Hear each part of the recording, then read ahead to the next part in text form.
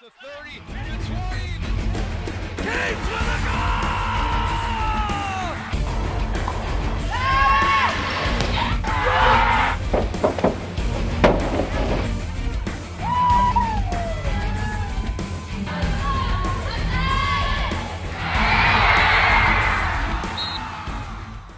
Welcome to Stillwater Area High School. It is 75 degrees and sunny. Ted LaRue alongside Alex Westad for Suburban East Conference Baseball. And Alex, a beautiful day for this game. Stillwater has started out 1-2 on the season, but 2 weeks ago we were in a blizzard, and now it's 75 and sunny. Well, you talk about polarizing weather. This is certainly it. It's a perfect day for baseball, whether it's April, May, spring, or even late into the summer. Perfect day for it, and hopefully we have a good matchup here today. The Stillwater team 1-2 just got their first win of the season, going across the border and taking on Eau Claire North, a 7-6 victory. Losses this season, a 1-0 loss to Woodbury. I was there on hand for that one. Drew Gilbert threw 14 strikeouts. The Oregon State commit really wheeled and dealed for that one, and then the loss to White Bear Lake as well. A 1-2 start of the season. Stillwater expected to be a state contender this year, so maybe not the start they're looking for. Well, perhaps you can attribute that a little bit to the rust and the fact that you were not playing baseball games for about 2 weeks. A lot of time, though, left in the season, and we'll see what the Ponies can do, and certainly they expect to be in that state conversation at season's end. Absolutely. Stillwater, a team that came close a year ago, and now this year, two players really stick out to mind. We mentioned one of them, Drew Gilbert, a pitcher, and another one, Will Fritsch, is another one that's committed to play at TCU that are going to make a difference here. Cody Vensky, I believe, will be on the hill here today for the Stillwater Ponies as we're getting set to go. What are some keys? What do you got to do? Park maybe doesn't have the most prolific roster in the history of high school baseball. What do you kind of do to what are you doing if you're Mike Parker? What are you saying to your team now in this team huddle? Well, you still got to look beyond the team and just say it's a baseball team. They're here to play. You got to give them a pitch that's going to produce outs and not get runners on base, because even though you're not expecting too much out of this team, you still have to take them for what they're worth, and they can still beat you.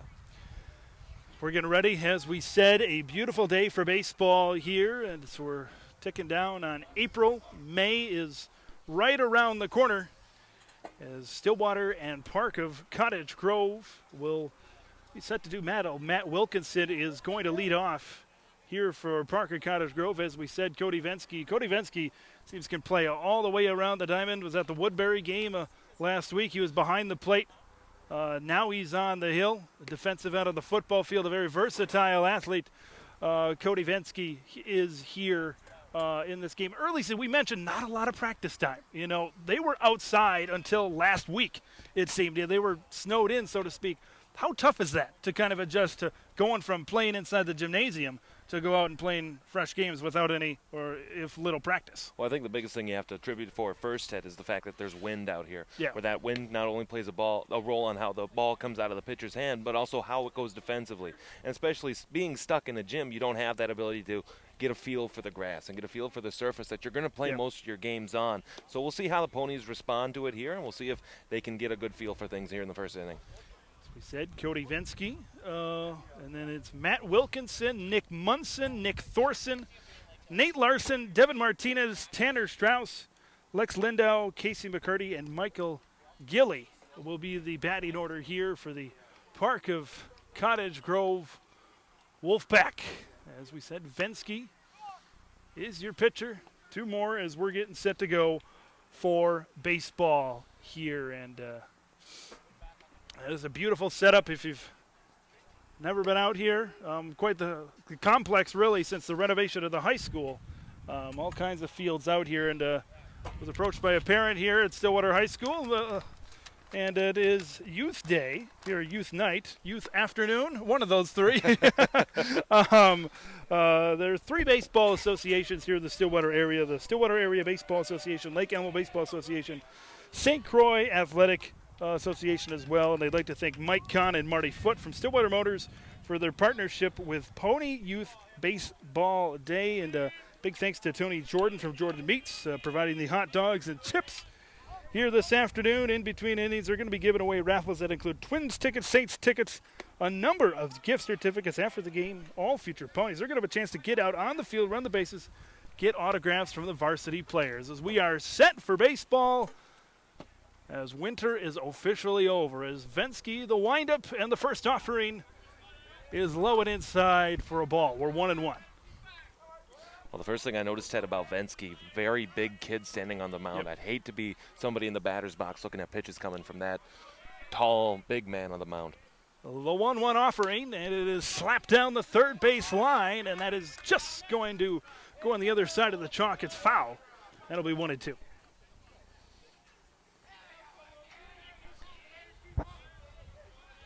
Getting ahead early in the count, obviously. Can't hear it if you're a guy like Cody Vensky. 1-2. From the windup, gets his sign in the offering. Here it is. Breaking pitch, got him looking for the first out of the inning. Now, in that Woodbury game earlier this season, Drew Gilbert struck out the side in the first inning, and Cody Vensky is a third of his way there to match that effort. Pretty good pitch low in the zone there, Ted. It was right at the knees. Not a whole lot you could do with that pitch anyway, but still you want to swing the bat just to try and put a ball in play. Now it's Nick Munson at the dish. Gets his sign for batter number 2. And that one's going to skip into the dirt for a ball.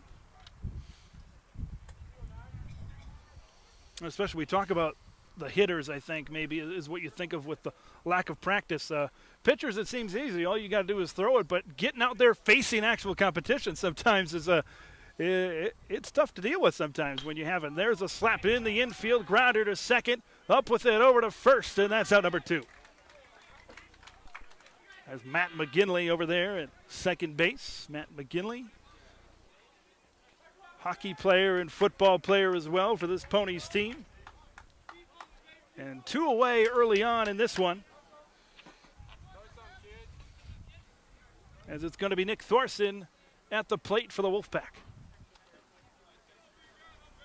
With 2 gone, strikeout and a ground out to McGinley. The 2 outs so far in the pitch.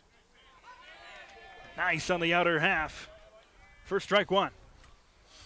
One thing from Drew Gilbert in that season opener, he was painting them inside, outside, and Cody Vensky maybe taking a page out of his playbook here early on. 0-1, and the offering.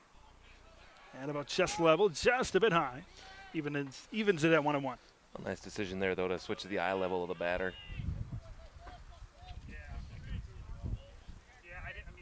The 1-1 pitch with 2 gone. That one's going to skip into home plate for ball 2.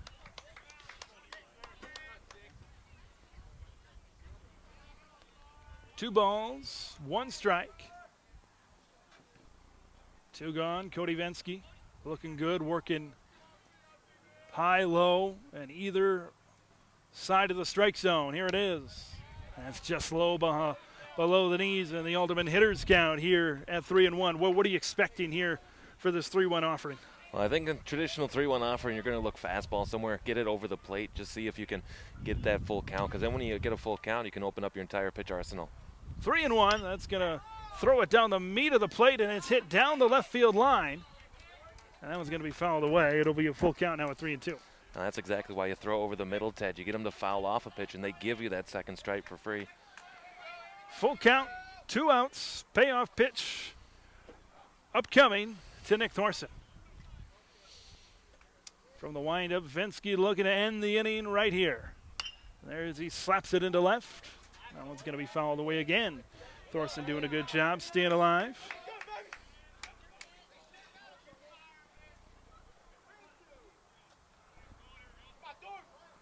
Three and 2. Vensky looks in. He gets his sign, the windup, and the 3-2. Just a bit high, and that will be a walk. So they get someone on with 2 gone here in the inning. And at least something on base, but yet to get in the hit column. A nice job of Thorson there just to work the count, foul off the pitches that he knew were close, and just get on base. Now you have the Wolfpack here getting an opportunity to do some damage. 2 gone, and it's cleanup hitter Nate Larson at the plate here for Park, and that one's in the dirt for ball 1. And you can tell Vensky, you know, although he's getting some balls in the dirt, he's going low, going high, outside, inside, making it at least unpredictable for the Park hitters at the plate from the stretch. Look over to first, checks the runner. There's a dribbler foul, and it will even the count up at 1 ball and 1 strike. Early assessment on Cody Vensky so far on the hill. Well, good action off of his arm. I think he's doing a good job of aiming the ball low so that way he's not letting it up. That wind earlier, just a few moments ago, was blowing straight out to center, and if he's not careful, some of them could carry out. But he's doing a good job so far. He's moving up, down. He's got a pretty good command. Pick off back at first. Easily in time, and he's back over there.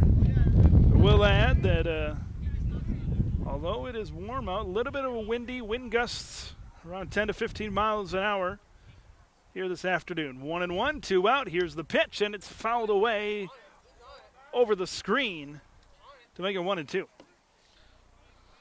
You know, Ted, with our positioning here right behind the catcher, we could be in play for a foul ball. Yeah, today. Well, get ready.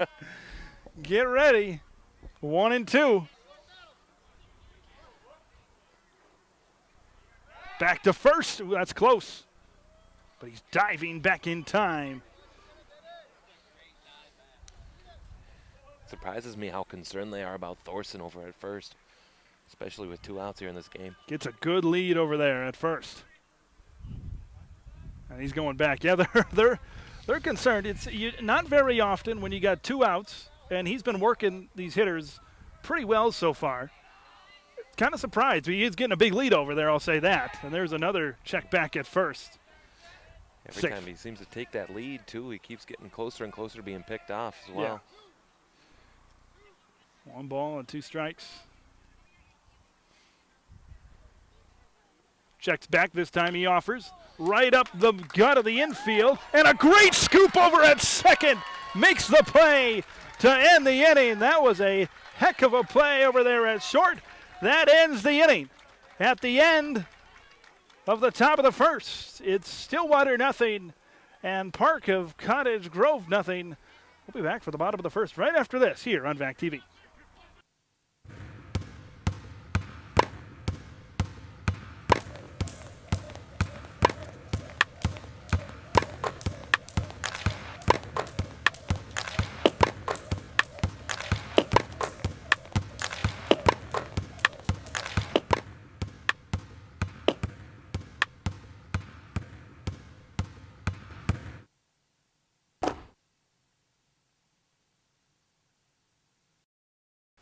Back at Stillwater Area High School, bottom of the first upcoming.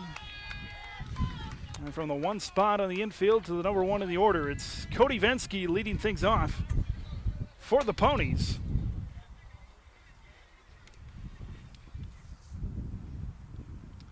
Just a recap in that top of the first. Strikeout, ground out to second, a base on balls, and then a fielder's choice, I should say, to short. And Vensky at the plate, the pitch. And there's a strike. He was in front of it, and it's 0-1.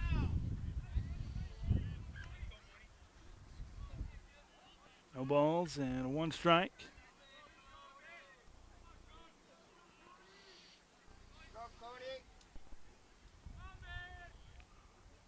Oh and 1 from the windup. Here it is, and there's a big time drive, and there's your first hit of the ball game. And it's Cody Vensky at the plate, and it's a frozen rope into right field. He'll get a courtesy runner over at first, but a great start for Stillwater. Well, it was a real nice job of hitting there where you saw the first pitch down and low in the dirt there from Munson, and he was able to hit it well. He waited for a pitch that he knew he could hit. I can assume that when Vensky's up to bat, we're not going to see a lot of fastballs to him, but he was able to get one there that he timed well, and he was able to put it into right field. It's going to be John Caney up next. Smaller lead over there at first. Keeping an eye on him, though, from the stretch. A couple shuffles off of the base, and it's high and away for ball 1.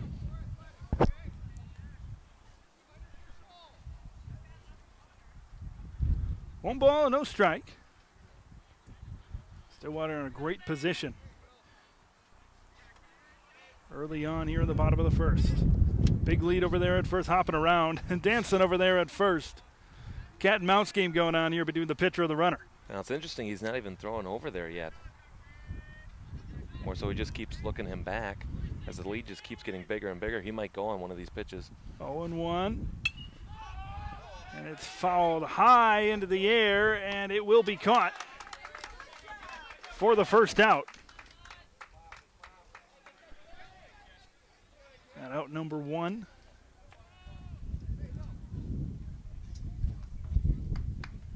It's going to be Drew Gilbert up next for the Ponies.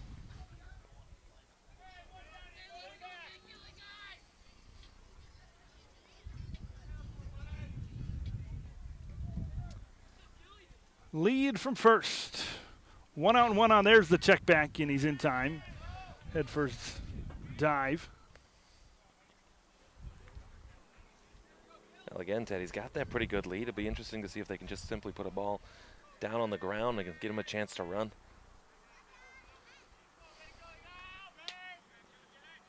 From the stretch. There it is, and it's grounded foul by Gilbert. 0-1.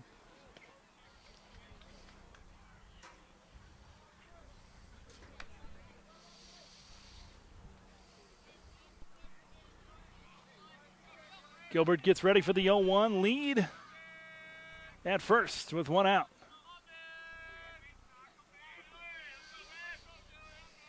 From the stretch.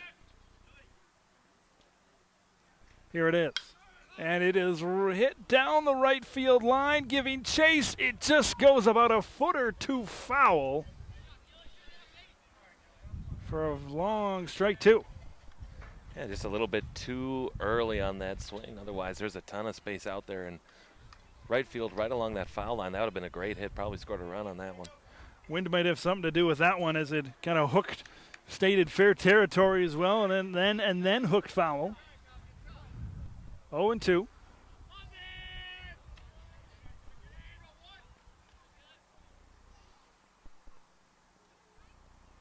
And the pitch. And it's grounded foul again. Pitch may have been a little high. Yep.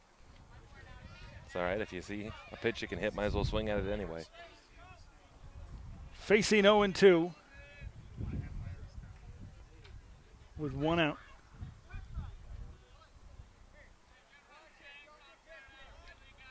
From the stretch. Back at first, and the dive right in there.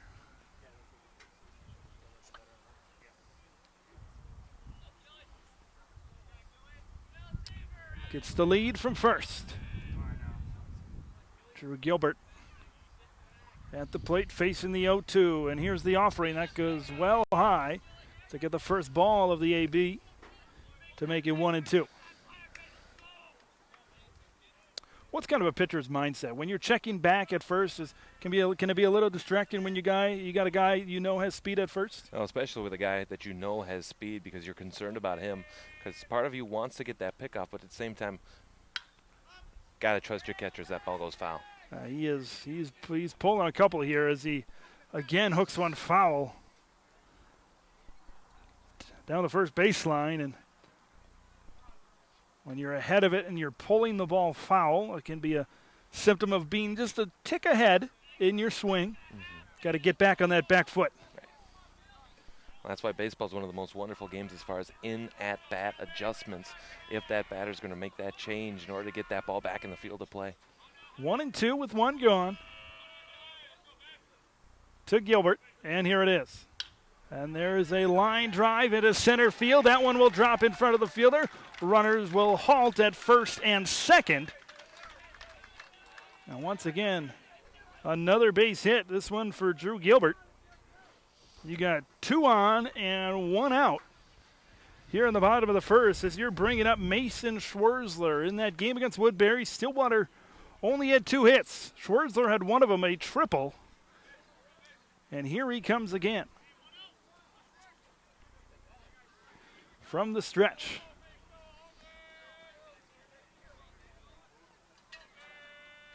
Looks back at second. Big lead over there at second. That's a tough pickoff to make, though. The offering well high for ball one. Well, for Schwarzler specifically, if you're batting in the 4 spot, this is a chance where you got to show you can clean up the base runners that your team has put on for you, and I believe Schwarzler has a good chance to do that here. 1 ball, no strike. Schwarzler is committed to North Dakota State University. From the stretch, here it is.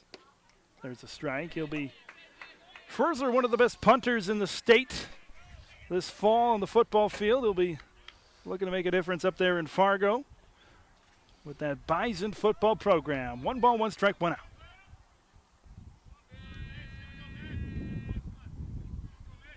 And here it is. He's ahead of that one big time. That's 1 and 2. Nice job of taking just a little something off that pitch because he timed the fastball pretty well, but he's able to get just enough off that pitch in order to have him way out ahead of that one. 1 and 2. 1 out.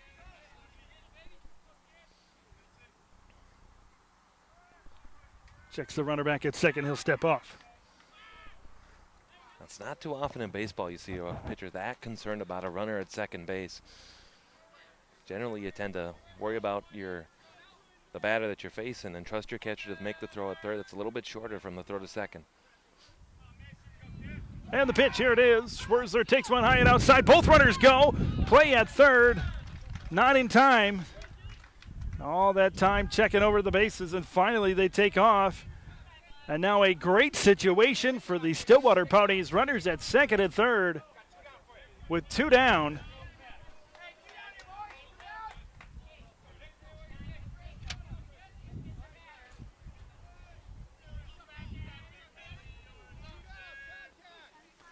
And it's Will Fritsch here at the plate. 2 out. There it is. Well, we just talked about trusting your catcher, and that's an instance there where you should have trusted your catcher, get the strike him out, throw him out, but it just a little hesitation as far as which base to throw to, third or second, and I think that cost him on that play. So 1-0 with 2 gone here.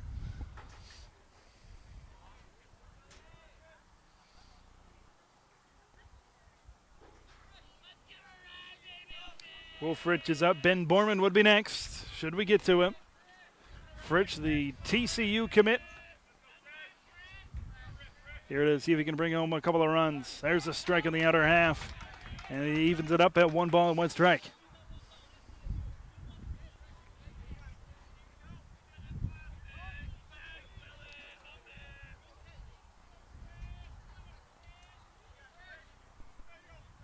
One and 1. And here it is. Breaking ball misses. 2 and 1. And if you're committed to play baseball at college, you got to have a great eye at the plate. And so far in this at bat, Frisch has had a wonderful eye to hold off on some of these pitches that have been really close. 2 balls, 1 strike. 2 gone.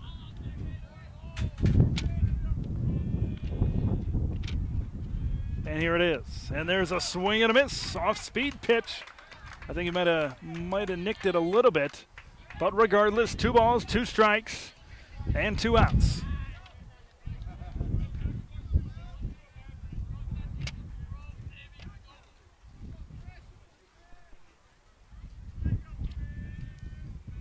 From the stretch. Looks in, here it is. And it hit him. So now bases loaded with 2 outs, and here is a way to look at things. Will Fritsch, obviously one of your best hitters on your team. You'll never turn down having the bases loaded. But as we just said, one of the best hitters on your team, a chance to drive in 2 runs. Now we'll see if Ben Borman can do it, but you'll take the runner at first, but you would have loved to see Fritsch and see what he could do putting the ball in play. For sure, and now who knows? Borman's going to have a big chance here to put one in play, but again, you know the ability of Frisch, and you know that he can do damage with the ball, so. And there's a hit the opposite way, and it's fouled off on the inside. Long inning for Munson so far on the hill here for Park. 20 pitches thrown already here and just 2 outs. You take out 20 pitches in inning number 1, and at the high school level, you're on pace to throw 60 through 3. That's that's not going to be a very long afternoon. We'll see. We'll see if he can get out of it. 0-1 with 2 gone.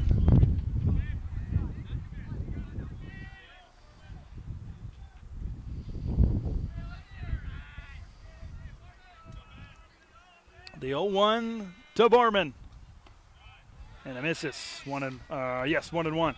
Well, that's what I think makes the pinch count rule so interesting here in high school baseball, Ted, is that you know that at some point that pitcher's going to have to come out of the game. Mm-hmm. And as we're fouling off pitches and getting that pitch count up is a huge weapon in the arsenal for hitters. All runners get their leads at all 3 bases. There's a hit right up the middle and a diving catch at short to end the inning. They leave 3 ducks on the pond.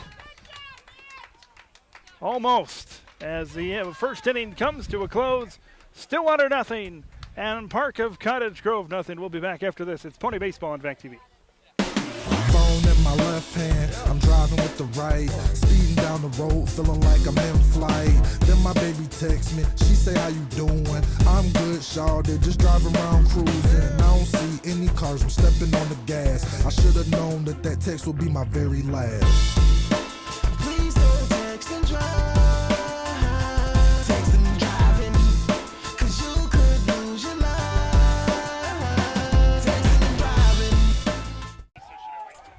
We're back here at Stillwater High School. An early hit by pitch to start things off for Parker Cottage Grove, so a nice start for them. And that's Devin Martinez at first base.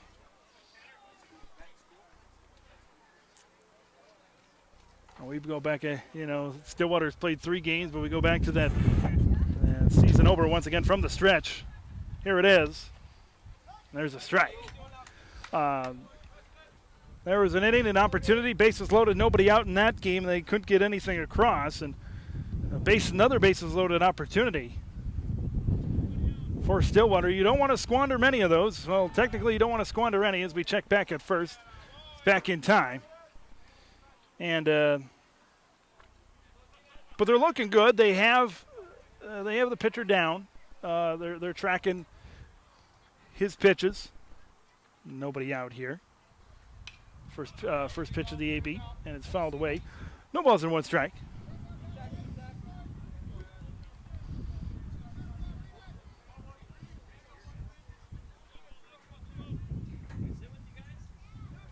Oh and 1. Martinez gets his lead over at first.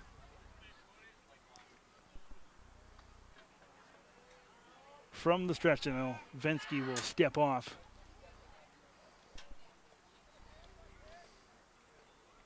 That's one of the disadvantages of that leadoff hit by pitch is now your rhythm that you had going for you in the first innings thrown off. Back at first. That's a close play, and he is safe.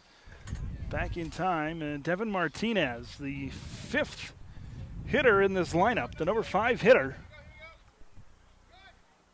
He'll get the lead over the back end. Oh, he's got him.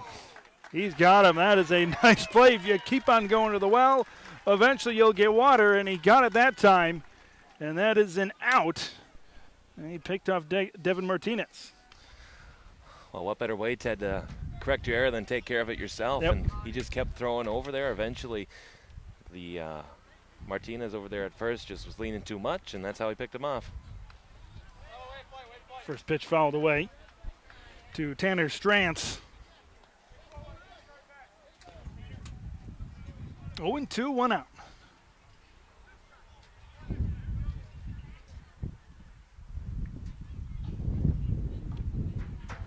After the nice pickoff over there at first, there's a ground ball foul down the third base line. And the 0-2. Vensky working quickly in this count.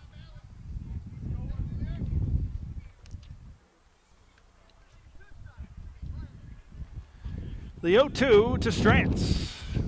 Vensky shakes off the first, agrees to the second. And here it is, and that's just inside. 1 ball and 2 strikes.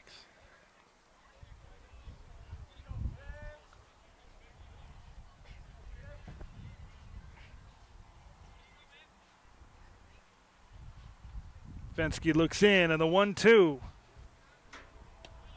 That's a nice pitch for strike number 3. Cody Vensky records his second strikeout of the game. Struck out the first batter in the first, strikes out the second batter here in the second inning. And which will bring up Lex Lindau. A great pitch there from Vensky. Nice and low in the zone, right at the knees. Cody fouls it high above, and it's caught for out number 3. So a fly out to first baseman over there in a quick inning, including a nice pickoff play. We've reached the end of the top of the second. To the bottom of the second we go. It's Pony Baseball here on VAC TV.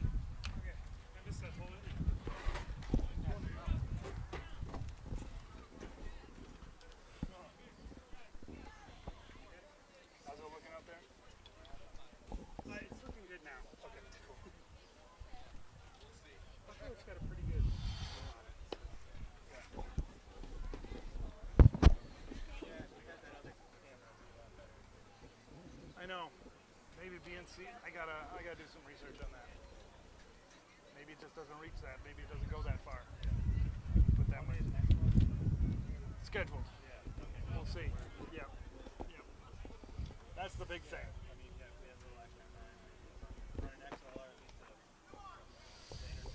Right. Yeah. Adam can hear you fine though, right?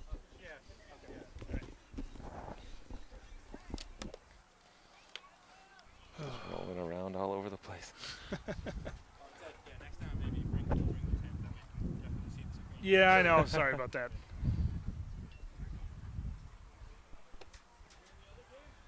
All right, coming down in 3, 2, 1. Bottom of the second, about to get underway here in Stillwater. Ponies left 3 men on base. Bases loaded last inning.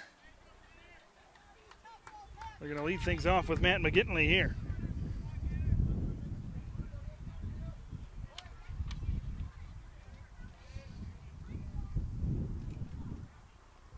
From the windup, we begin the bottom of the second. All zeros on the scoreboard, and it's in there for a strike.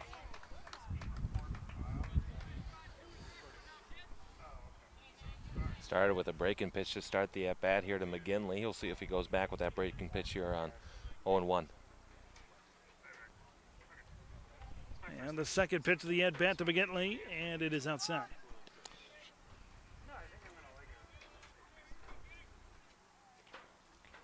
Matt McGinley, just one of the many multi-sport athletes on this team. Cody Vensky played football as well for this team. Played well in the defense this year for the Ponies. You got Evan Parker from basketball. Got many players. Mason Schwerzler, football player as well this season. And 1-1. And the offering to McGinley. And he takes it on the outer half for strike 2, and it's 1-2. That's one of the big focus of athletics now, is that you're not doing just the one sport and burning yourself out on it, but doing multiple sports. That way you're diversifying not only what you can play, but showing that you're athletic and able to do those things all year round. 1-2, here it is. And there's a ground ball over to short. It's going to be a long toss over to first, and McGinley is out!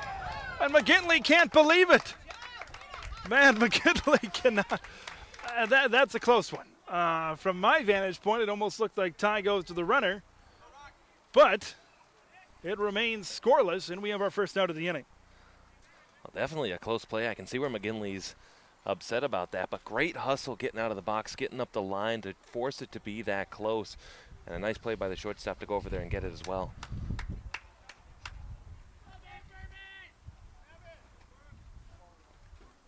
And the windup, here it is.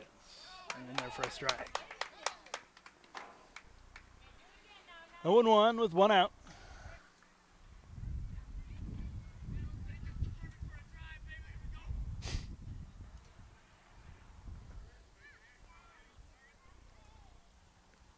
And it's up high.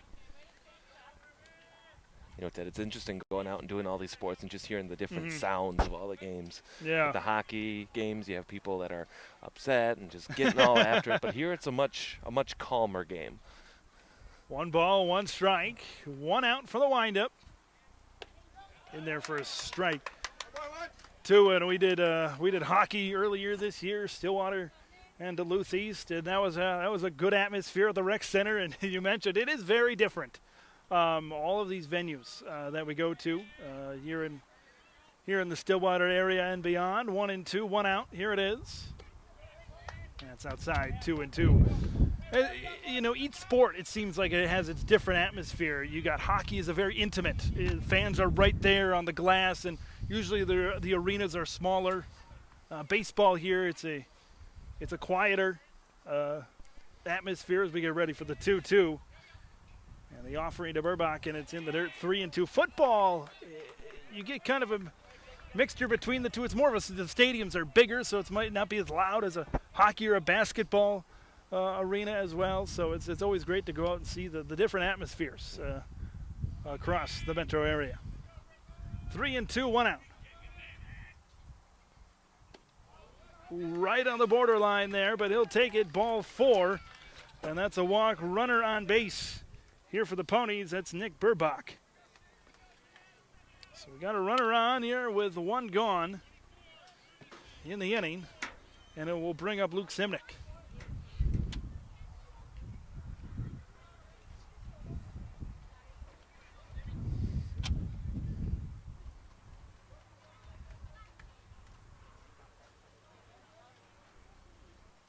Gets his lead over at first. That's Burbach over there. Gets a couple of steps. He's back at it, and that's a dive first for ball 1. Or for he's safe at first, excuse me.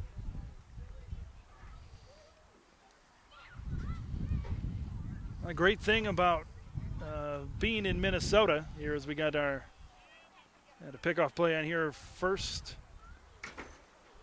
And it's 1 out. And the first pitch of the at-bat towards home plate, and it's swing and a miss for a strike. Because there's no shortage of baseball, is what I was trying to say in the state of Minnesota, the metro area. You got your Saints, you got your Twins, you got your high school baseball, you got your Northwoods League if you go up to, cities like St. Cloud and everything. And it seems like every town has their own kind of baseball team around the Stillwater area. You go across to St. Croix. Hudson will be having a Northwoods League team in next season as we get a pitch outside for a ball. So no sure if you're a baseball fan of the Minnesota, you've come to the right place. It seems like there's always something going on when it comes to baseball around the area. Well, as much as Minnesota's referred to as a state of hockey, it is a state of baseball. Yep. It just comes down to the fact that we can't play it most of the year because of this driving snow that encompasses the state from time to time. 1-1, 1 out. Simnick takes one outside. Put it at 2-1. Runner at first, Cowley, who's pinch running for Burbach, keeps getting a huge lead there. We'll have to. A lot of runners have gotten big leads here. We'll see if Munson's able to hold him on just the same way that Vensky did. Over to first, and he's back in time. 2-1 with 1 out.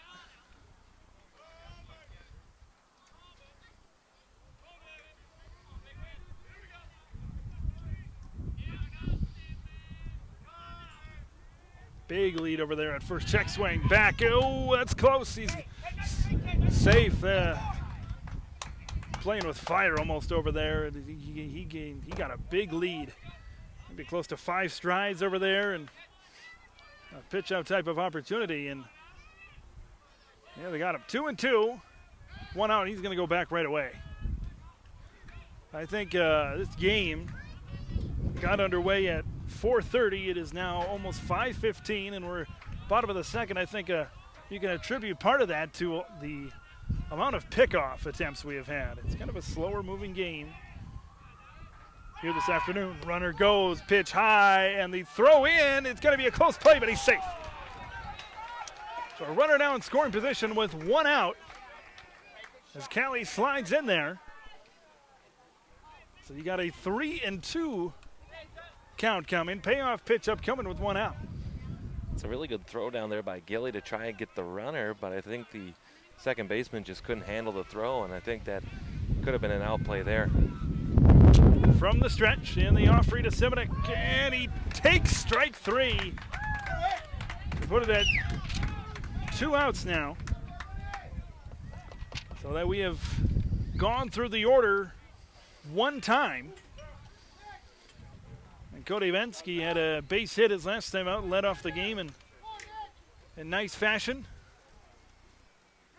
Well, you might be able to hear the park coaching staff telling everybody to shift over to the right as Vensky looks to beat the shift here. 2 out, runner on second.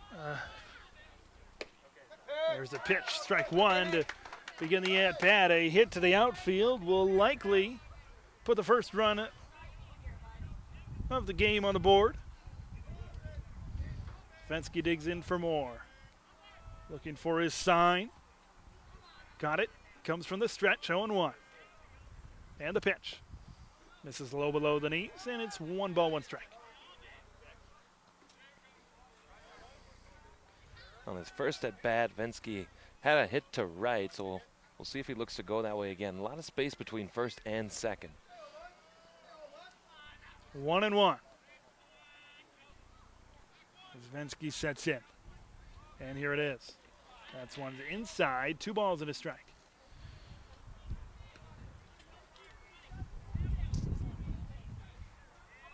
Two hits through the order the first time. It was Drew Gilbert and Cody Vensky.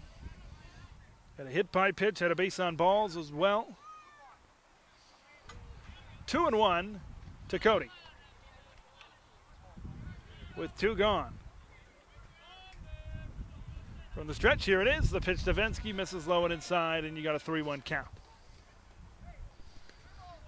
John Caney would be next for Stillwater, should we get to him. See if he gets a fastball. He's been laying off the off speed. He might get a fastball to drive it. 3-1. You got to think something coming over the heart of the plate here. Here it is. Vensky takes it for strike 2. That's always a tricky situation at 3-1. You want to wait for the perfect pitch, and if you don't get it, you get to your full count, and then you're kind of choking up on the bat to get a situation. So he lets it go to put it at 3-2. From the stretch, runner at second, and he fouls one, ropes one down the right field line into the trees. And it will stay 3-2. Vensky certainly has the hand-eye coordination to foul it off and keep the at-bat going. Again, for Munson at 45 pitches, again, that's the name of the game. Try to get your starting pitcher out of the game as soon as you can. 3-2, 2 out. Runner gets the lead over at second. And here it is. And a foul tip into the catcher's mitt. That's strike 3. Vensky goes down swinging here in the second. And through 2. Still scoreless. 4 runners left on base in this game for Stillwater. We'll be back right after this. It's Pony Baseball on VAC TV.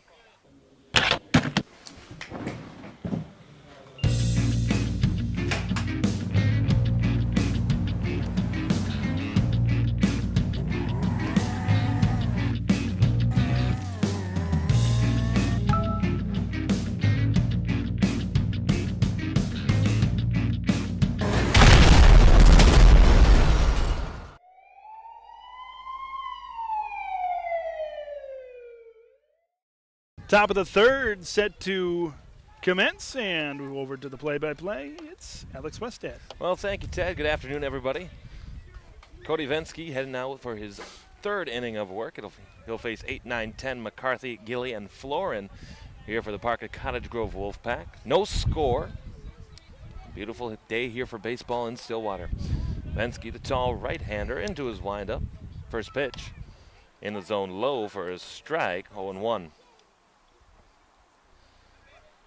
McCarthy, the left fielder for Park. As Vensky will quickly get the ball back. Kicks, fires. Swinging a pop-up foul of first, ranging over with plenty of time and space for the first out of the inning. That was Luke Simzik moving over to make that play. He's got the prototypical first baseman's body, tall, lanky, perfect for stretching out there over at first. So it'll be Michael Gilly to bat now. Vensky into his windup pitch. Down low in the dirt. 1-0. Vensky through 2 1/3, now 29 pitches. Certainly doing well on the pitch count so far.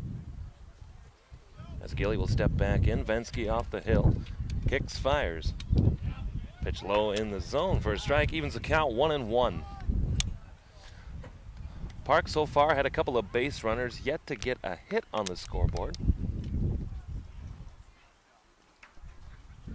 Pitcher and catcher agree, the 1-1.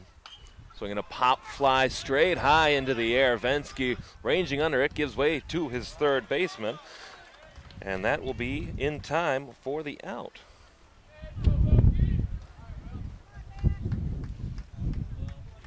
Looking down my card here, a lot of flyouts. It seems like Vensky read his scouting report. And it seems like Park at Cottage Grove hitters the timing's just not there. You know, when you get a pop fly, you know, you're kind of under the ball a little bit.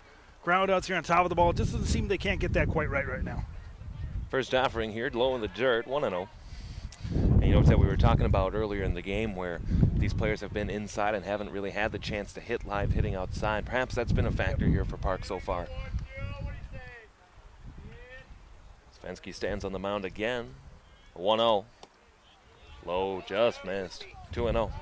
Yeah, it seems like for these teams, it's going to take them maybe until the second week of May or so to really break in, and we'll be able to really see who some of the contenders are. One pitch over there for a strike, evens or puts the count 2-1. Well, especially in such a short season, Ted, where the weather's kind of condensed things, it might mean for some teams that maybe aren't the best teams to go on further in the state tournament. As a ground ball here, slow roller. The shortstop flips across the diamond in time. 3 up, 3 down. For Cody Vensky, we head to the bottom of the third. This is your home for Pony Baseball.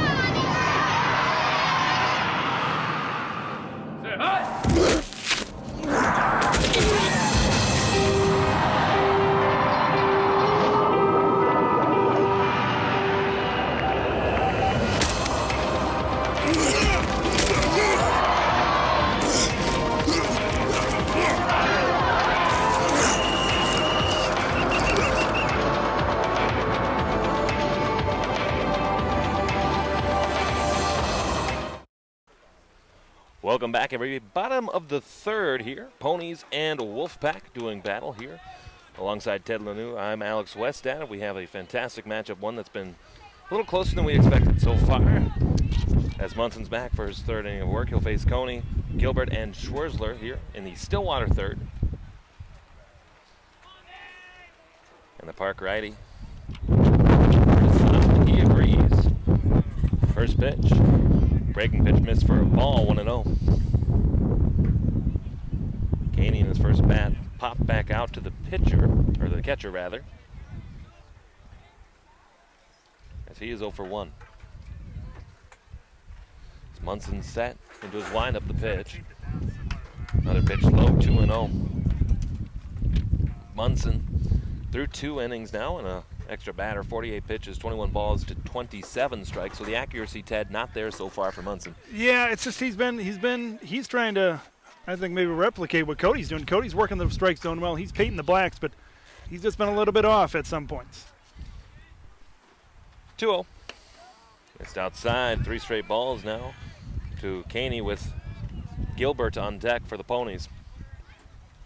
I mean, he does have 3 strikeouts in this game. It's also a hit by pitch and a walk as well, though. 3-0 on the way. Hits the corner, strike called, 3-1. We said it before. Both, I think there's been 2 3-1 offerings here this game. They've both been fairly down the middle, so we'll see where this one ends up. Munson looks into his catcher, agrees on the sign. He'll come set. Alrighty, winds, fires. Swinging a line drive, hit out to left, going back, and foul is that ball. And runs the count full, 3-2. It's always such a different approach from 3-1 to 3-2. You're kind of protecting a little bit, whereas 3-1, you're waiting for the perfect pitch. Munson, the righty, into his windup, 3-2. Missed inside, almost hit him. It's another base on balls for the Ponies. They'll have a runner at first, nobody down. And I'll bring up Drew Gilbert, rather. He had a single to center in his first at bat. He's 1 for 1. And again, Ted, this is the third straight inning where the Ponies have had base runners on, and it's important for the Ponies to be able to capitalize it in this instance. Exactly. They've left 4 runners on base here this afternoon. If they're going to win this game, they got to convert. Munson's first pitch here now, swinging a high fly ball, hit to center, back goes the center fielder. He's under it. He makes a catch on the track. He'll get it in back to the infield as the base runner will have to return, and that'll be the first out here in the third. Getting good contact. That's always what you want. You know, obviously getting people on base will be the first priority, as Billy Bean taught us. But getting good contact, I mean, they started the game off great. You know, Cody Vensky, a base hit, and then 2 batters later, Drew Gilbert. But you just gotta get one into the gap, and then they're going to have a good chance to score. Here's Schwenzler now. Throw over to first. Just back in safely there, as that's Caney on first.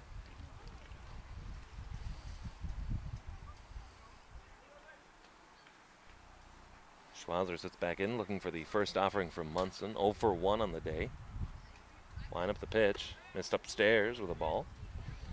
Strikeout called was the outcome in Schwarzler's first at bat.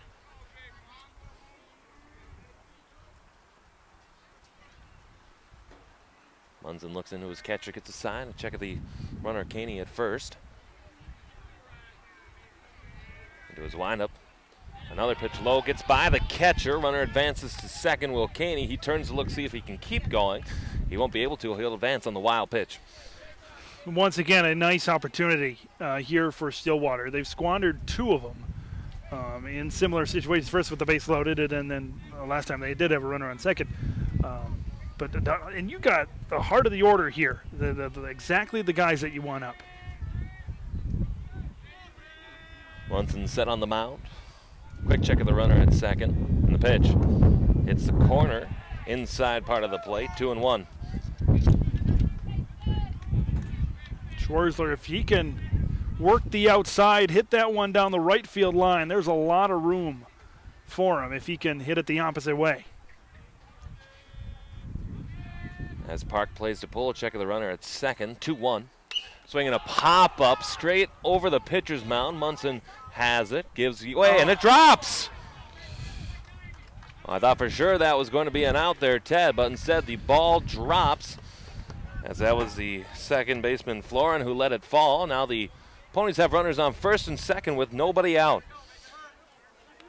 Maybe a lack of communication there. It seems like what would be the easiest of plays sometimes are the hardest. Those high fly balls in the infield where you got a lot of guys in a small area.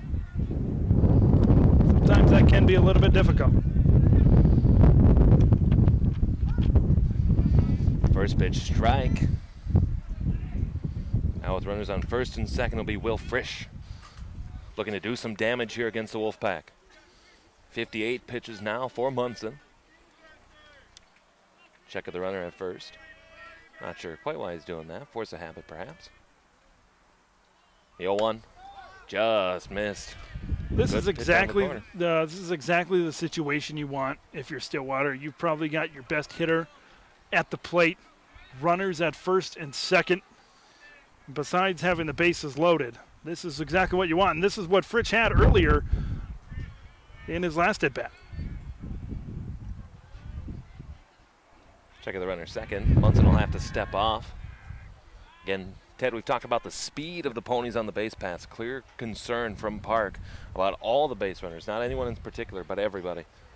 These Stillwater runners can move, that is for sure. Munson's pitch is low in the dirt, 2-1.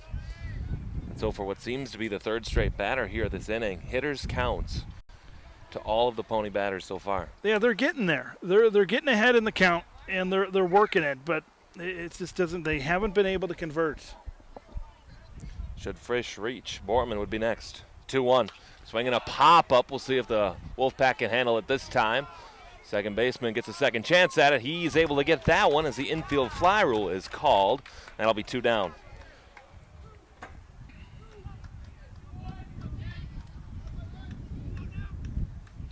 And Will Frisch, 0 for 1 hit by pitch in his first at bat. We'll hope he can kind of get it going a little bit in his next few. So will be Borman to bat now with 2 down. Runner still at first and second. 0 for 1 on the day is Borman, as Munson will come set. Check of the runner at second. His pitch hit on the ground to third as the ball, I believe, was able to handcuff. Park looking like it hit the runner. 1 run is in. The next runner goes to third. There'll be runners on the corners now with 2 out, as the Park coach comes out to argue that the ball was interfered with by one of the Pony runners.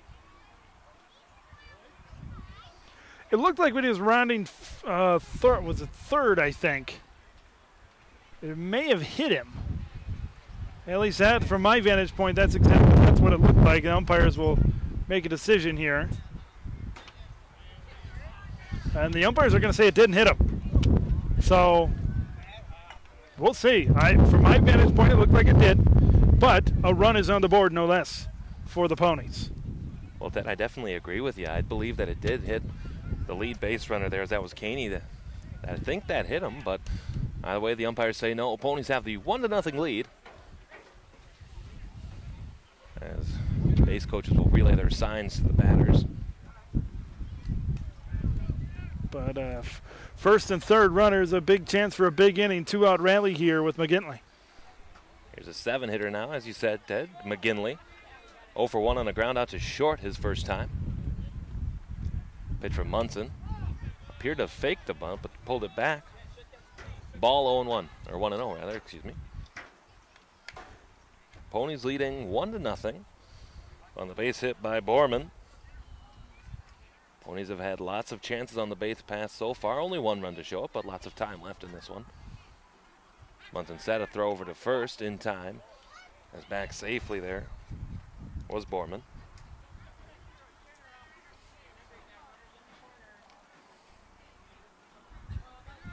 As McGinley will step back in, 1-0, the count to him.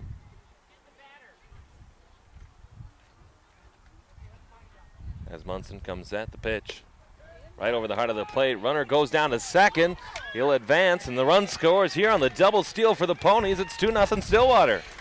That's the way to do it. They've scored 2 runs, but in odd ways. A ground out ball, we think, hits the runner and comes home, and now a double steal. They've kind of had trouble manufacturing runs the good old-fashioned ways with RBIs, but 2 runs is 2 runs, I guess, at the end of the day. Scoreboard shows the count at 1-1. We'll get the time called.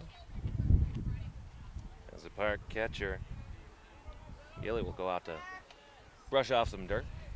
Munson threw 64 pitches now. 2 outs here in the third. Munson comes set. Into his windup at the pitch. Swinging a high fly ball hit deep in the left. Sends him back to the track. It's over his head. It is gone. Big fly on the board for McGinley. It's 4-0 Stillwater.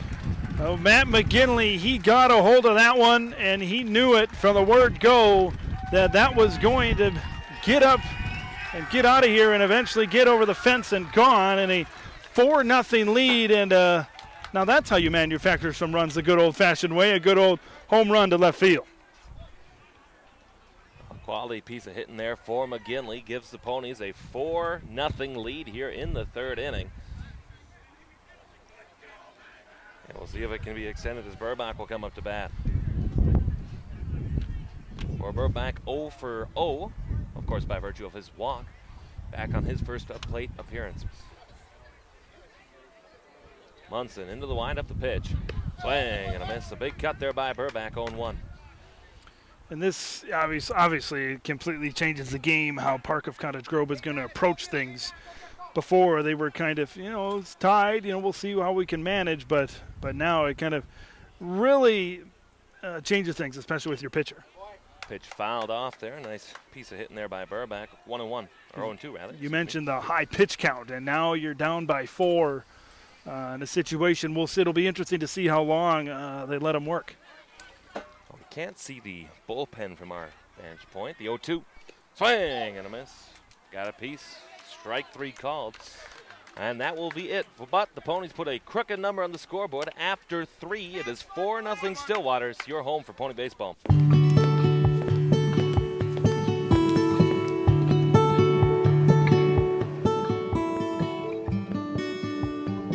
This shirt makes me look so fat. My makeup is all messed up. Why am I so ugly? Huge bags under my eyes. My nose is disgusting. Ugh, what's wrong with my teeth?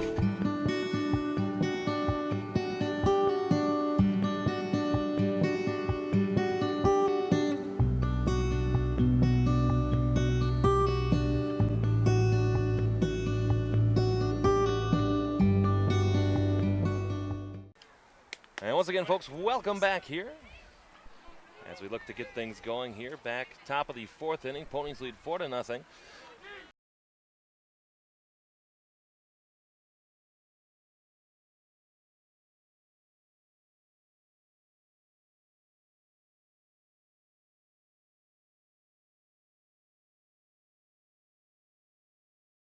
Like 0-1. It'll be Wilkinson, Munson, and Thorson here in the Park 4th inning. Vensky efficient, 36 pitches thus far. Into the windup, a pitch, breaking pitch, missing the dirt, 1-1.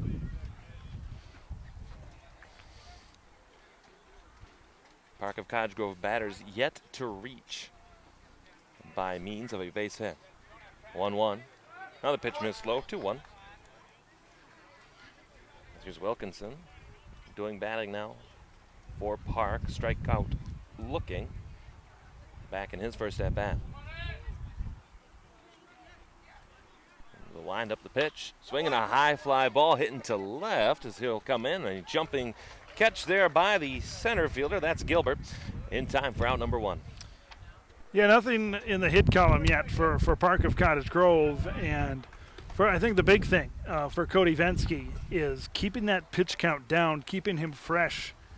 Back there. I think that's been the biggest thing, is if you look at the other side, Munson has had a big-time pitch count, and you can tell, especially in that last inning. Well, it's Munson's spot due up here. Pitch missed, 1-0. Munson 0 for 1 with a ground out. Again, as many of the Park of Cottage Grove Wolfpack are so far. Svensky sets in, gets a sign, kicks and fires. Fouled back straight to the screen. That's 1-1.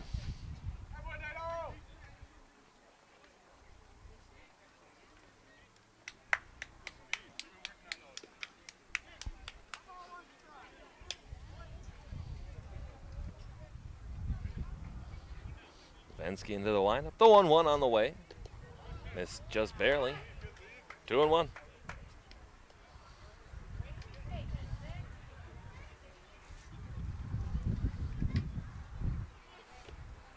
Vensky looks in, shaked off the first sign, the 2-1. Swing and a miss. Good pitch there over the top part of the plate. 2-2.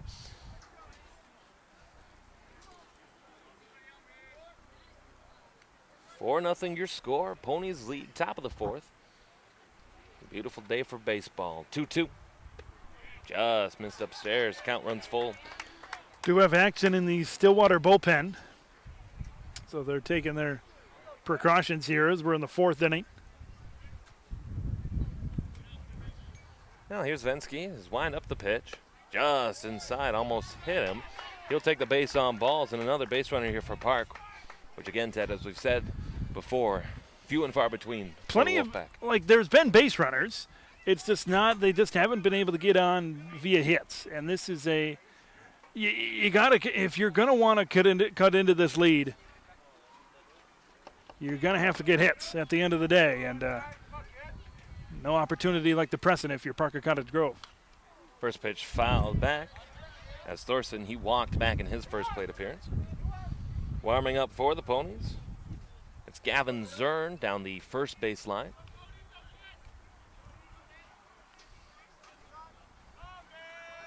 Svensky looks in to get the sign. Runner takes a lead, slight lead off of first.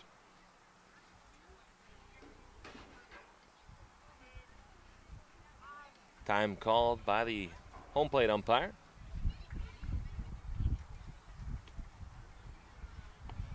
Svensky looks back in, trying to get the sign from the catcher Burback. Throw back over to first, and back in sliding safely. Svensky takes his lead back on top of the mound.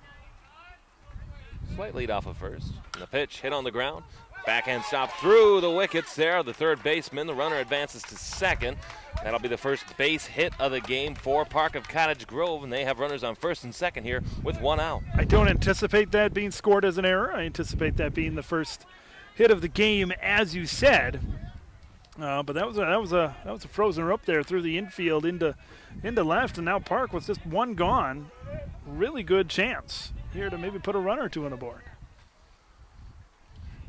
Well, it'll be Nate Larson here batting for Park. Again, just a tough play there at third. First pitch fouled over the screen in the bullpen. That'll be 0-1. You know, Ted, on that play, I'd like to see the infielder there down at third get in front of the ball. It seemed like he was relying too much on the glove to make the stop. Larson in the box. Svensky threw 48 pitches. He'll come set tall on the mound. Line up the 0-1. Missed inside, 1-1.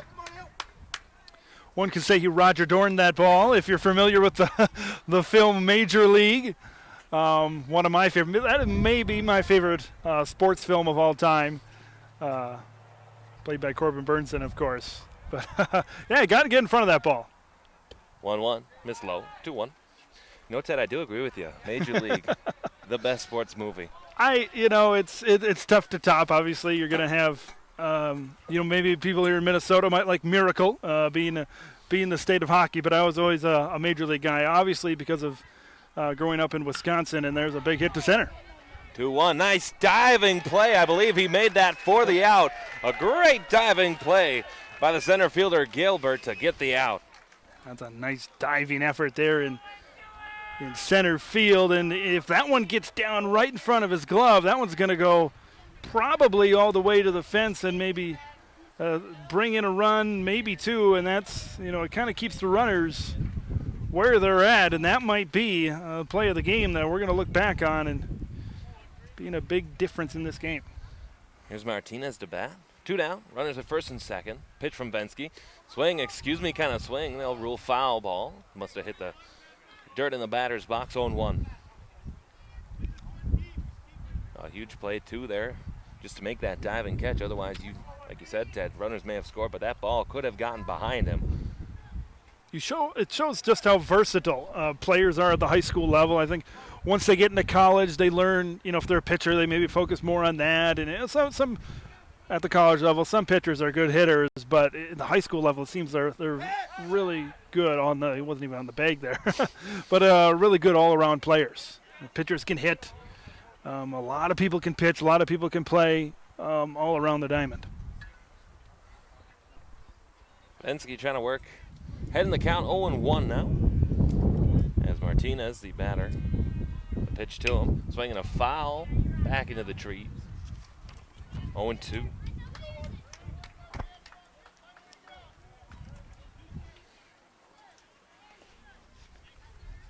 Vensky efficient again through 53 pitches. Runners at first and second for Park take their respective leads. Vensky looks in to get the sign from his catcher Burback. He'll come set the 0-2.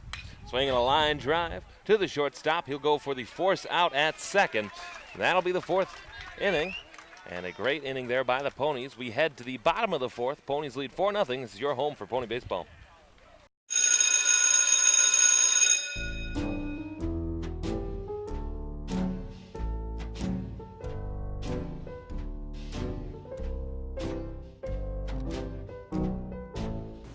You know where Maxwell is? He's probably out taking selfies again. Let me take a selfie.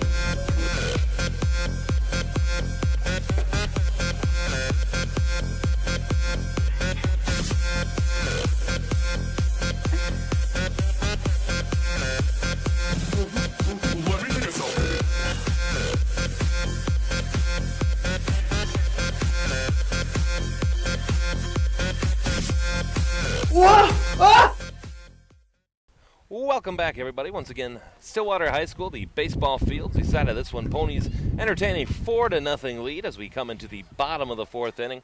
It'll be Simsik, Vensky, and Caney to face off against Nick Munson, nearing that pitch count limit as he unofficially, through my scoring, is at 68 pitches through 3 full innings. And Simsik will come in here. He had a strikeout called in his first plate appearance. And Munson, the right-hander, he'll look into the catcher. He'll get a sign into the wind up the pitch. Breaking pitch hits the corner, 0-1. Just to put into perspective, as we said 2 weeks ago, blizzard conditions, high 20s, and today my phone reads 80 degrees currently. The 0-1 in the dirt. Evens the count 1-1. Munson now hit that 70-pitch plateau. But as they say, such is Minnesota. We'll wait a little bit and the weather will change, a couple of minutes maybe. Munson into the windup and the 1-1. Checked his swing. Good decision to check the ball in the dirt. 2-1. An hour and 15 minutes elapsed since the first pitch of this one. We have a couple of bodies down in the Stillwater bullpen. The 2-1. Checked his swing on a called strike high in the zone. 2-2. As you will have double barrel action in the Stillwater bullpen. Munson set on the mound, looks in. Into his windup, the 2-2. Just missed outside. Looked like he tried to get him to chase a slider outside. Runs the count full, 3-2.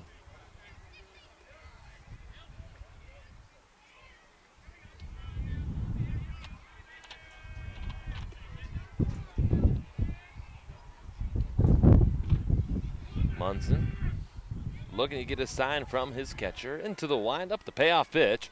Swinging a high fly ball well deep into left. Can't quite see what's going on. And that'll be a home run.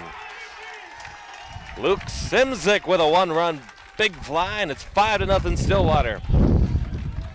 Kind of blocked here a little bit by the Park of Cottage Grove dugout, but via the roar of the crowd, we can confirm it was a home run. It did go over the fence there, and just getting that pitch in the heart of the plate, and we mentioned the pitch count. And you can't help but notice that might be, kind of the factor here in this game. In now the bottom of the fourth inning, with after this inning, there'll be 3 innings left.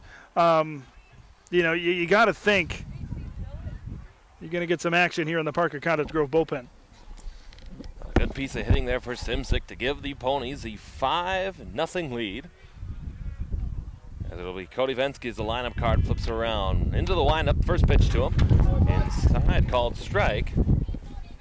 That'll be 0-1 against Vensky. Vensky, on the afternoon, he's 1 for 2, a single to the right field and a strikeout swinging in his previous at-bat. Already behind the count is Vensky, 0-1. Munson into his windup, the 0-1. Pitch missed outside, 1-1. There is one up in the Park of Cottage Grove bullpen. So they're going to, you would anticipate maybe next inning. We'll see. Depending on how the rest of inning this goes, we may have a pitching change. Munson looks into the catcher. 1-1 on the way. Just low in the dirt. Skips away. It must have hit his foot, as that's what the home plate umpire will rule. That gives Stillwater another base runner here with nobody out. That'll bring up John Caney to bat. Vensky's been kind of all over in his box score today. Hit by pitch, a strikeout, a single up to center field to start the game. But he's been well, obviously carrying the team on the mound today. Cody has definitely been, and he's going to be one of the players that they're going to depend on here as the season progresses. Well, it'll be Caney to bat, 0 for 1. Pop up to the catcher, and a walk, which started the rally back in the third inning for Stillwater. Another arm is up as Frank Sieb pitching for the Stillwater Ponies in the bullpen. First pitch fouled off nicely there by Caney. 0-1.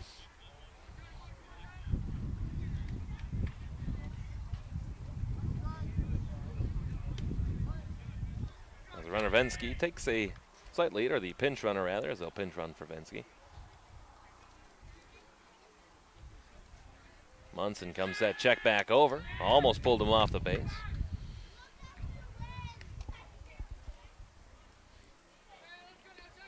Again, one of the advantages for pinch running for some of your bigger players, of course, you do have to worry about their threat on the base paths. As Munson comes set, 78 pitches unofficially thrown so far. Line up, the 0-1 runner goes, throw down, there won't even be one. There'll be another stolen base for the Ponies. As the pitch was low in the dirt, 1-1 that count.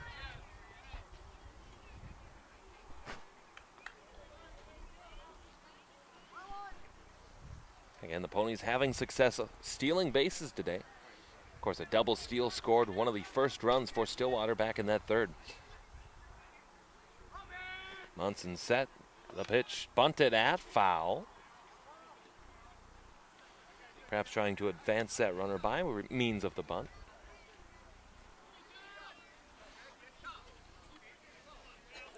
Gavin Zern was throwing in the Stillwater bullpen. Now it is just Sieb.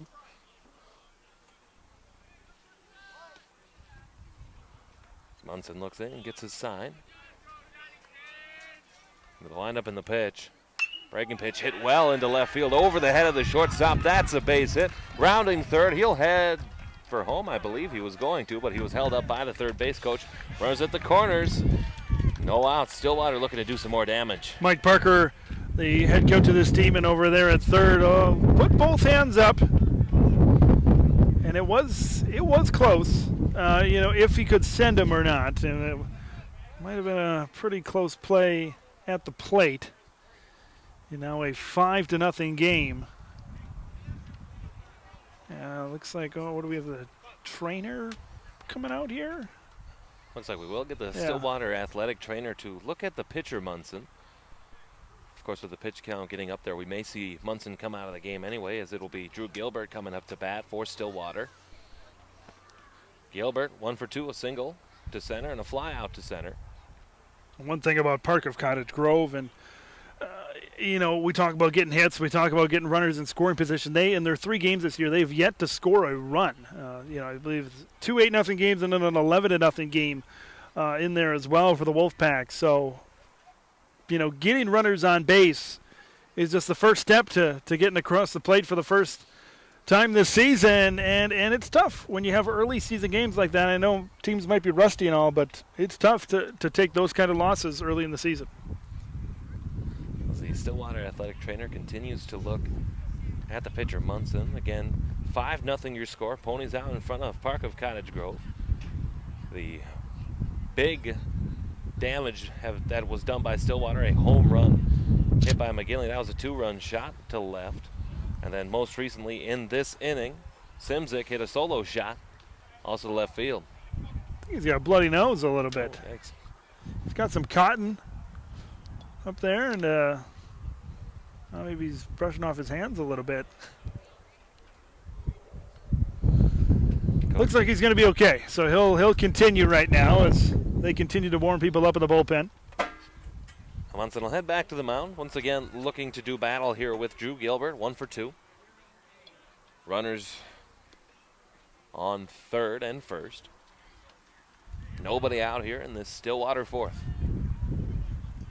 Gilbert will step in. Munson, the right-hander, looking for a sign from his catcher. He'll come set. With the lineup in the pitch. Swinging a high fly ball, hit to right, sends the right fielder back to the track. He'll turn, and he will watch it fall off the base of the wall. In from third is the runner, running. Another run will come in from third as well. Throw comes in as it's cut off and not even thrown. A 2-run double by Gilbert gives Stillwater a 7-0 lead. And he got all of that one all the way ricocheting off the base of the wall, and now it's 7-0 Stillwater as the route continues, and this is just the heart of the order. I mean, Schwerzler and Fritsch are next, and still nobody out, and we got a runner on second. Gilbert taking a lead off of second. Munson comes set. He'll oppose Schwerzler here. Pitch, swing, and a miss. Big cut there for Schwerzler. they were taking a couple of innings to kind of get the timing down, trying to get the accuracy of their swings down. But it definitely looks here in the third and fourth innings, they have got that down pat.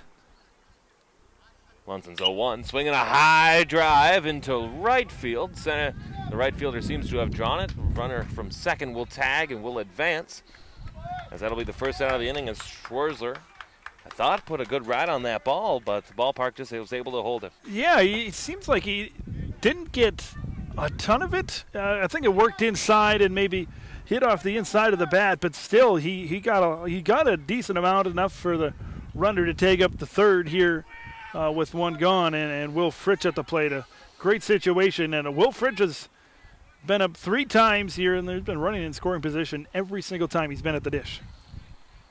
Now Gilbert at third. Fritsch will do battle. So we have a delay, something going on in the outfield.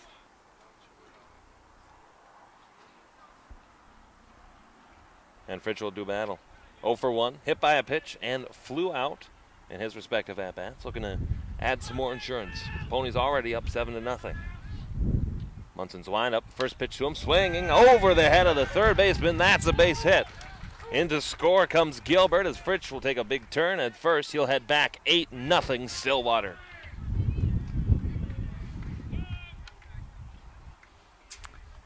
Yeah, it just keeps on coming here for the Ponies. 4 runs in the third, now 4 runs in the fourth.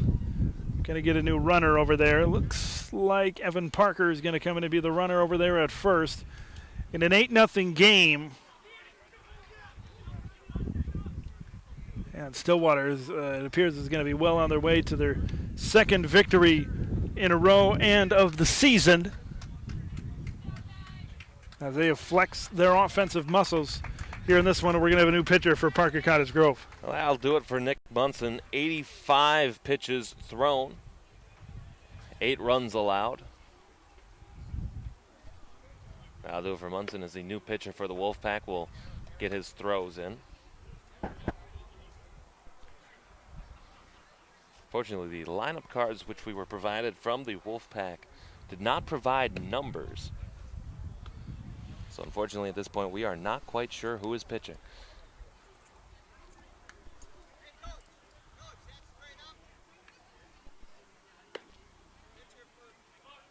Regardless, we'll see. I think the reason, once you got into the third and the fourth with that high pitch count, we talked about it a lot, and I think that was part of the reason why things happened the way they did with those now 2 back-to-back 4-run innings for Stillwater.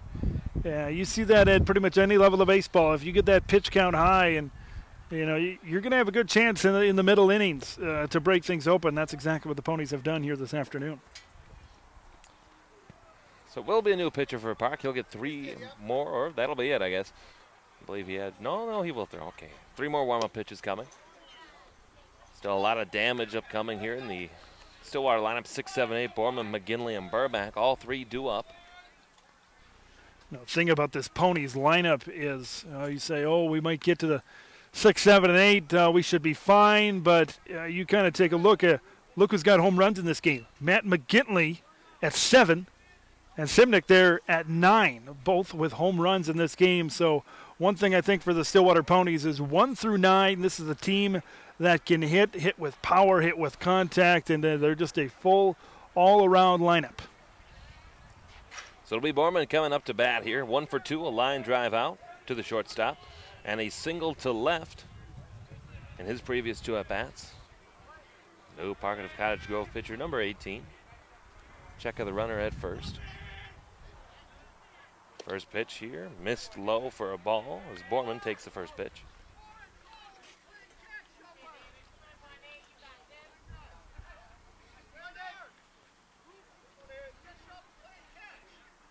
Check back of the runner at first. A conservative lead. And the pitch, swinging a pop foul over the Pony dugout on the first base side. Evens the count at 1-1.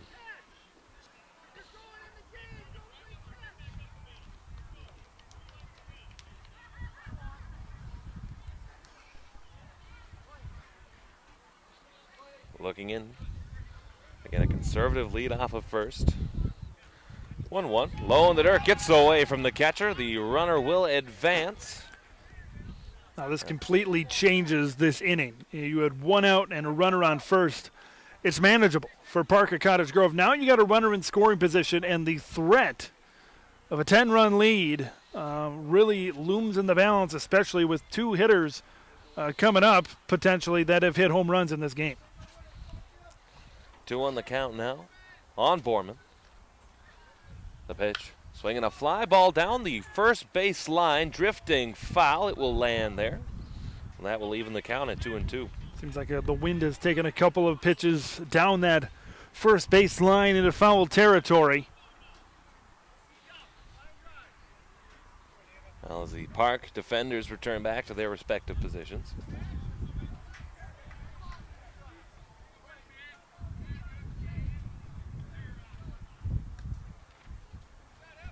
Pitcher's set. 2-2. Swinging a high fly ball into center field. Looks like the center fielder will draw a bead on it. Runner tags, will advance to third as the throw bounces in. He's going to go home. Go ahead and advance from there as there was nobody coming home. Play at the plate is not in time. He dropped the ball. Runner tagged the plate. It's 9-0 Ponies. I was surprised they sent Evan Parker around from third. I was very surprised that did happen. I didn't think that there was enough room, enough leeway for them to do that. But in the end, that's exactly what happened, and he sent him home. Kind of a risky play, but when you're up ahead 8-0, now 9-0, you don't have much to lose. So it is 9-0 on the sacrifice fly. They'll check back to second. The umpire says no, as they believe that they may have had the base runner leaving early. The umpire says no to that. And I'll be McGinley, 1 for 2, a ground out to shorten his first at bat and a 2-run home run. That's dangerously close to being another one. That's going to hook foul, though. I believe that'll fall just as such. 0-1.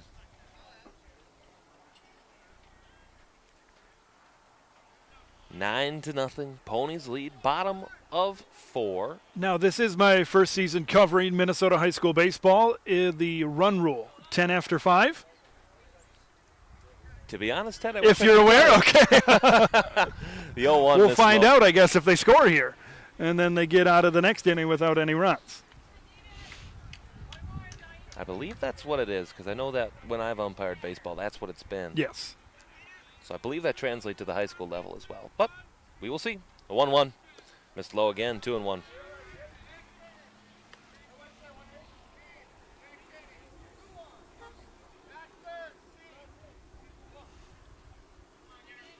McGinley with the bases empty, 2 out. Awaits a 2-1 delivery. Swinging a ground ball, hit to short. Was able to corral it, throw across the diamond, dug out nicely by that first baseman down there. That will be the inning for the Ponies. They do some more damage. A 5 spot here in the 4th. Score is 9-0 Stillwater. This is your home for Pony Baseball. Fact TV.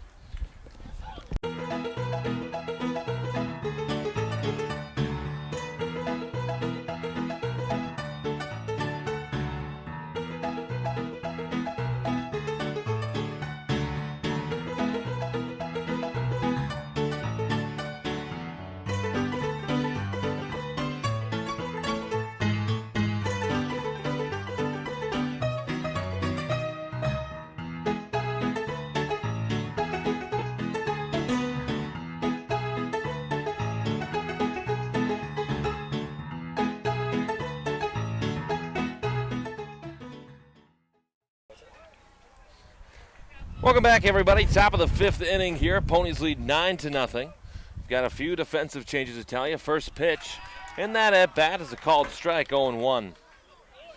Be Lex Lindau batting here now for Park. He's 0 for 1 with a flyout. Comes set, and the 1 in the dirt. Nice block there by the catcher Burback. 1-1. New pitcher for the Ponies is number 25.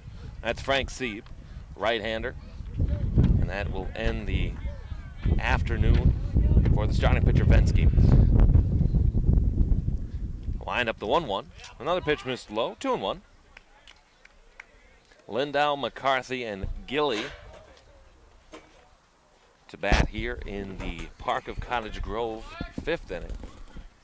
There are some defensive changes as well. The 2-1 hits the corner, 2-2. Not quite sure what those are at this perspective, but of course as they come up in the batting order, we'll let you know.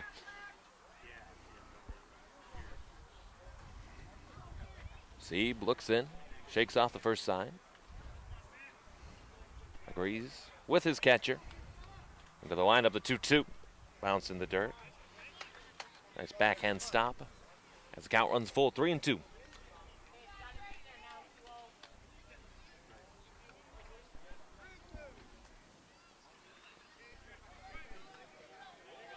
Sieb comes set. Into his windup, the payoff pitch. Just a bit inside.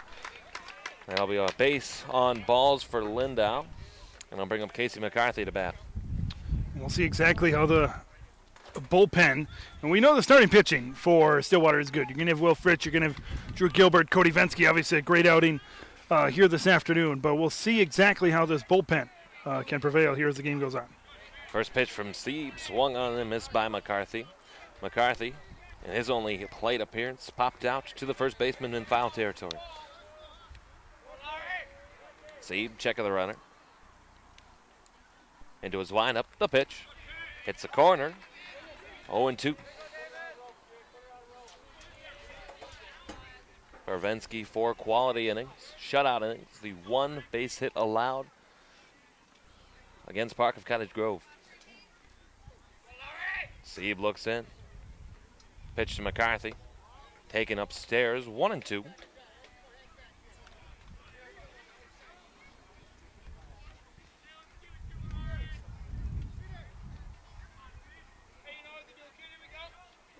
Sieb looks in, check of the runner at first. 1-2, swinging a line drive and a base hit into center field. The second hit of the game for Park. The lead runner, Lindau, will have to hold. The Wolfpack starting to put a threat together here in this 5th inning. Yeah, we asked ourselves how the middle relief would be for Stillwater, and so far it's been a little so-so. You know, now with runners at first and second, and especially nobody out, Park sitting well right now. Well, here's Gilly to bat, 0 for 1. A fly out, foul territory to the third baseman. Takes a pitch upstairs, 1-0. Sieb so far, 11 pitches, 6 for balls, 5 for strikes. As the righty looks back in for his sign, the runners take their leads off their respective bases. Sieb set, the 1-0. Hits the corner, 1-1. Gilly, Florin, and Wilkinson coming up here for Park of Cottage Grove. As Sieb will take a look in. Comes set at the letters, the 1-1. Swing and a foul. Tipped it back to the screen, 1-2.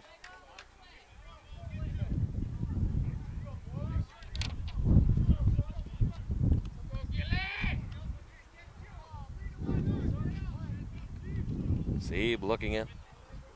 The runners once again take their leads. A calm wind at the present moment. Check of the runners. The 1-2. Called strike 3. Heart of the plate. Gilly doesn't like it. It's the first strike out of the game for Sieb, and they'll be 1 down.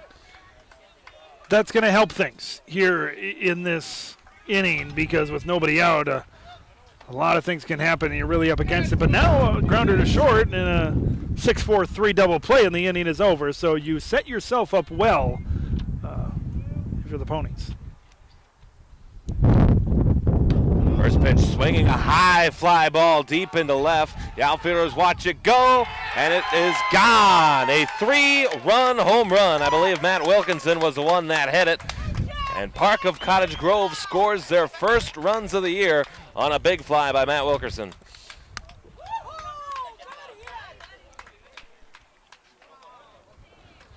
Ted, all 3 of the home runs today hit out to left field. The ball seems to be carrying in the early going out that way. Throwing it over the heart of the plate, that's going to be, You know, we talked about the middle relief and the relief in general and what we learned. And what we learned is maybe there's a little bit of work to do here as, you know, giving up a hit, walk, and now a 3-run home run. It's a 6-run deficit. Well, Frank Z will come back set. He'll face Munson here. Ball in the dirt, 1-0. Munson, a ground out to second and a walk in his 2 appearances.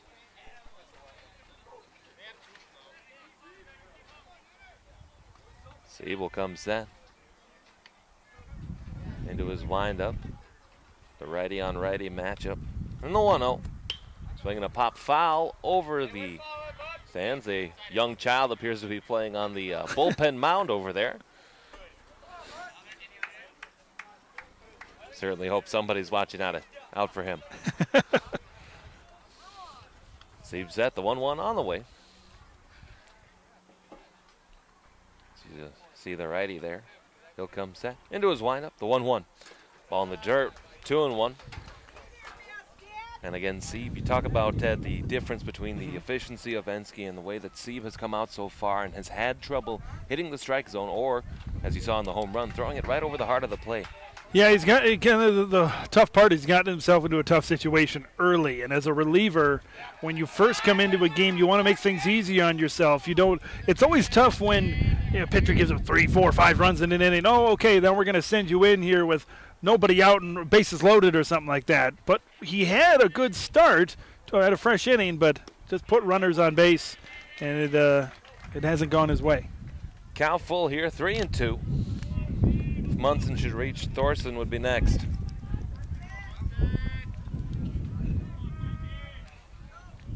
The pitch, swinging a line drive to short. With time, strong throw across the diamond. A great play made there for the second out of the inning. That was McGinley with the throw across.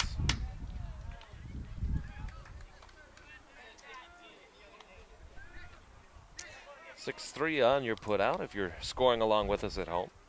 That'll bring up Nick Thorson here. He's 1 for 1, a walk and a single. The first hit of the game at the time for the Wolfpack.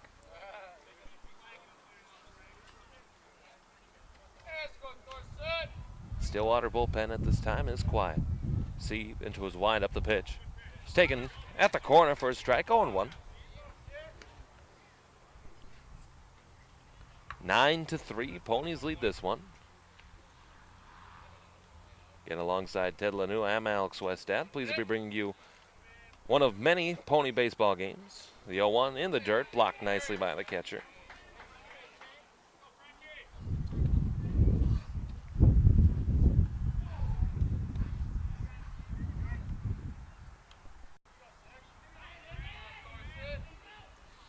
The 1-1 on the way. Swinging a line drive into left field. That will be down for a hit down the lines. As Thorson will take a turnaround first and another base hit here, Ted, for this Park of Cottage Grove offense. Putting it up. You know, they're at a point where this is good for them. You know, Park may not come out on top here in this game, but obviously getting runs on the board, getting hits, this is going to build confidence for them. And this is a situation where you're in the top of the 5th. You've already put 3 on the board, 2 outs as they check back at first. But big confidence boost, I think, here for Park of Cottage Grove.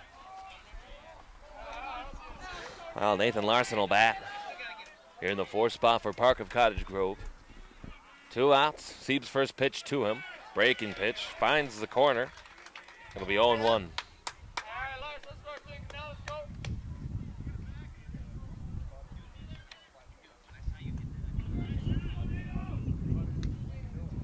And it's Ted LaRue joining me. I said Ted LaRue, excuse me for that. Sieb looking into his catcher, waiting the sign. Defense playing straight up.